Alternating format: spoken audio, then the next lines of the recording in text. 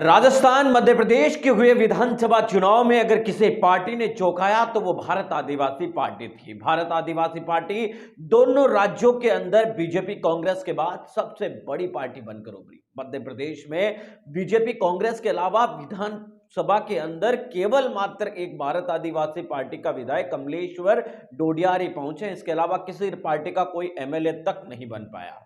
अगर राजस्थान की बात करें तो भारत आदिवासी पार्टी ने यहां पर 3 जो है विधायक जीते और कई सीटों पर उनका बहुत अच्छा प्रभाव रहा। अब लोकसभा चुनाव 2024 की तैयारियों में भारत आदिवासी पार्टी जुटी हुई है और भारत आदिवासी पार्टी का यह दावा है कि 75 सालों से हमने बीजेपी कांग्रेस वालों को सबको मौका दिया, लेकिन इस बार जो आदिवासी बेल्ट है वहां पर किसी भी कीमत पर इन लोगों को नहीं जिताना है, बल्कि भारत आदिवासी पार्टी को जिताकर संसद भवन तक पहुंचाना है। अब देखना यह दिलचस्प होगा कि कितने लोग यहां से उनके चुनाव जीतकर जाते हैं, लेकिन भारत आदिवासी पार्टी ने राजस्थान की 25 की 25 सीटों पर लड़ने की बजाय अपनी महत्वपूर्ण सीटों पर ही लड़ने का फैसला लिया है। पार्टी की तरफ से मिल रही जानकारी के अनुसार पार्टी ने कुछ ही सीटों पर चुनाव लड़ने का फैसला लिया है जिन पर उनका हाल ही के अंदर हुए विधानसभा चुनाव में उनका प्रभाव रहा और उन सीटों के अंदर उनको 2 से 4 लाख वोट मिले या फिर उनको मिलने की संभावना है। उन्हीं सीटों पर उन्होंने लड़ने का फैसला लिया है। भारत आदिवासी पार्टी की तरफ से मिल रही जानकारी के अनुसार उन्होंने